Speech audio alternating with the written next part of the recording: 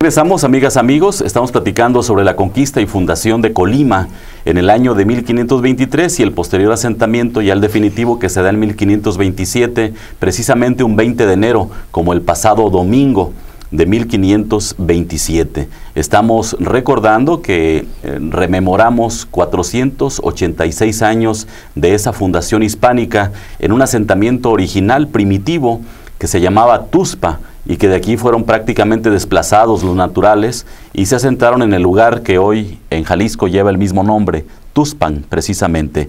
Y bueno, con este antecedente, ingeniero, nos quedábamos con Zacatula como la cuarta. La cuarta.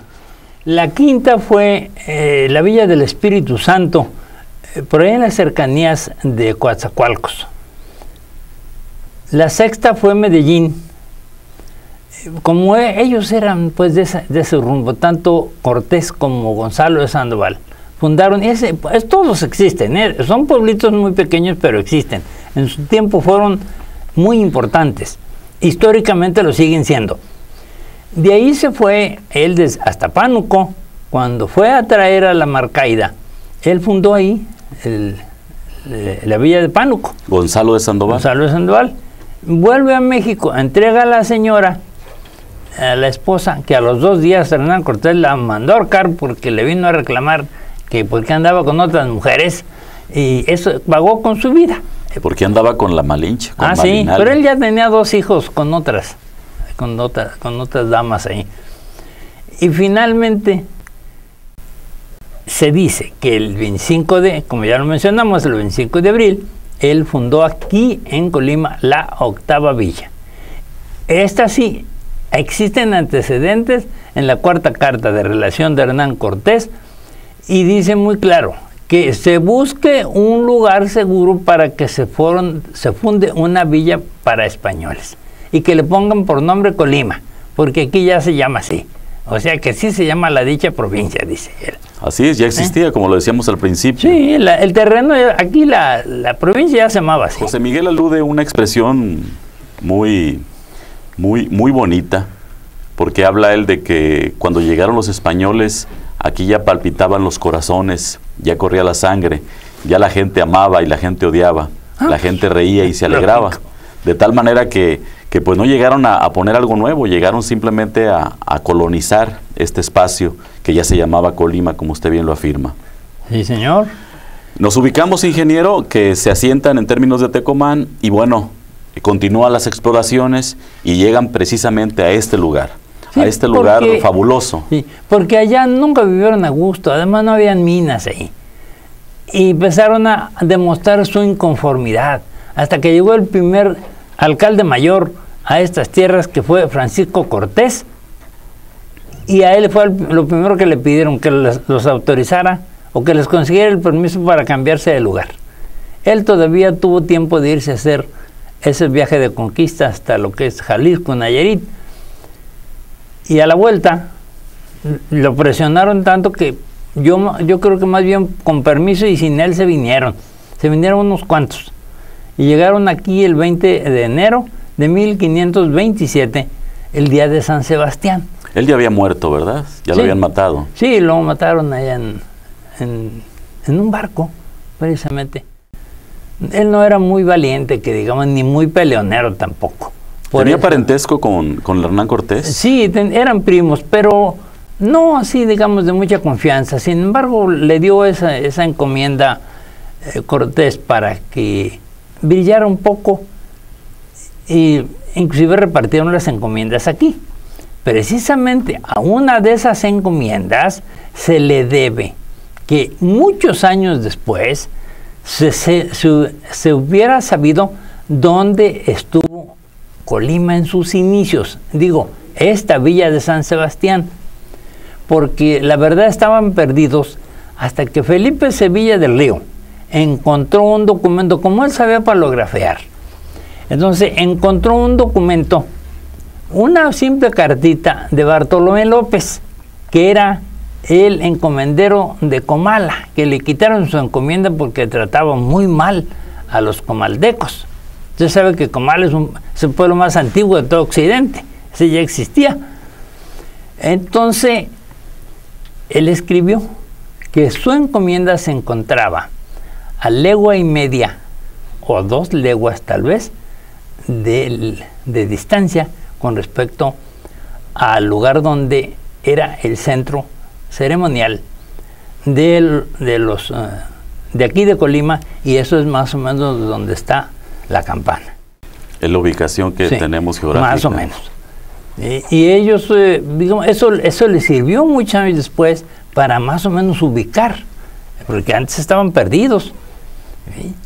Porque que los españoles al llegar aquí, en base a la ley de Indias, ellos la primera obligación que tenían era formar un cuadro y ahí declarar la plaza real, porque eran el lugar preciso y obligado para rendirle honores al rey. Y para eso traían 2 personas especialistas en tomar medidas. Es como simple cordel, pero ellos eran muy, para la época eran todos unos científicos, eran los famosos geométricos, y ellos marcaron el cuadro.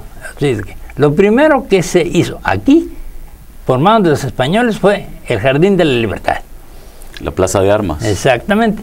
Después, un cuadro para la parroquia y luego otro cuadro para las casas consistoriales, la casa de gobierno. Y había una calle entre la catedral, ahora catedral, y Palacio de Gobierno, que pues un día un buen señor ahí nomás le cercó y lo llenó hizo muy bonita la construcción, al mismo estilo de palacio, que no se nota si no se observa bien. Sí, un callejón, ¿verdad? Que había entre catedral y el callejón del Sapo. Era parte del atrio. Sí, ahí estaba. Ahí daba hacia atrás, al lugar donde se encontraba la casa de doña Ana Martel. Y allí el nombre del callejón. Y ella fue la primera mujer española que se quedó a vivir. No fue la primera española que vino a estas tierras. La primera fue la mamá del sacerdote Francisco Morales, que fue el primer párroco que hubo. Pero no aquí, sino allá, en Ixtlahuacán. No, él estuvo de párroco en la parroquia de la primitiva Colima. Y de ahí se cambió aquí. Él murió aquí en 1536. Ya habían iniciado la construcción, en forma muy rústica, de lo que ahora es nuestra hermosa catedral. ¿Es casual o qué tan casual es, ingeniero, el hecho de que las 3 representaciones del poder estén unidas? Y aquí hablamos del poder eclesiástico, por la parroquia de Colima, que ahora es catedral, el poder gubernamental, que era la representación del virrey con la casa consistorial, y a su vez el poder militar. ¿Qué tan casual es esto? Bueno, mire, en la historia del hombre se fue desarrollando, y cuando ya tuvo oportunidad, lo primero que se formó fueron las cuestiones mágicas, y el primero fue el brujo, que después se convirtió en sacerdote, y el único que le podía competir el poder era un militar, que además salió por ahí un jefe que con una macana, y después unos cuantos detrás de él se le ponía enfrente, pero siempre en cualquier problema siempre salía victorioso el poder espiritual. Luego vienen los gobiernos, porque al principio todo era muy rústico, todo llegaban y le quitaban lo que tenía en base a que tenía que pagar impuestos, eran los famosos tributos. No, pues después hubo otro, y estaban cerca porque era conveniente así, no era necesario estar lejos, debido a que los ataques de los pueblos que eran sus enemigos si estaban aislados, los podían vencer de uno por uno, y en cambio estando juntos era más difícil. Por eso se juntaron.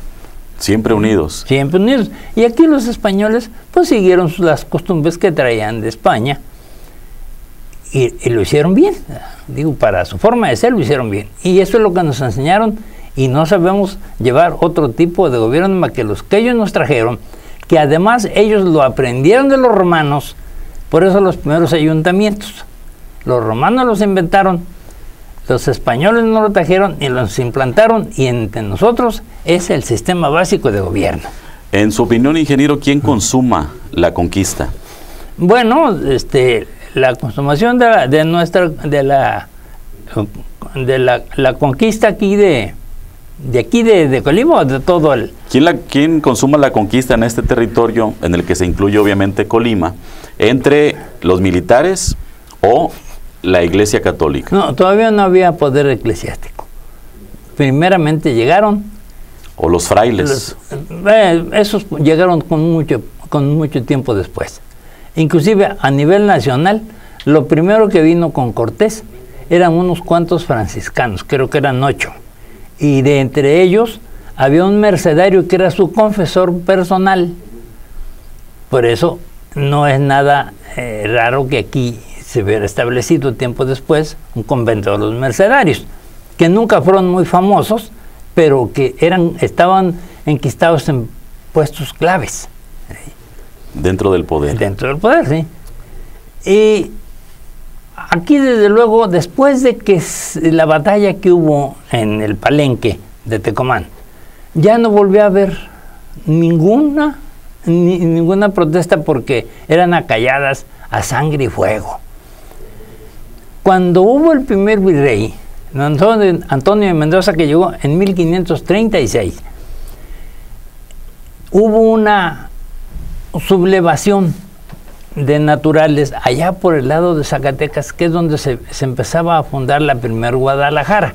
Digo, donde después se fundó la primer Guadalajara.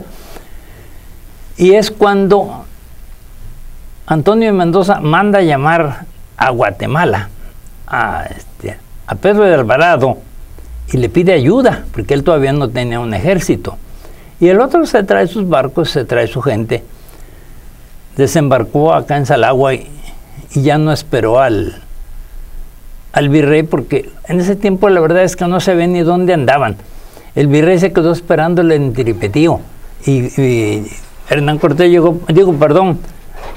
Alvarado llegó por este rumbo y se fue hasta allá.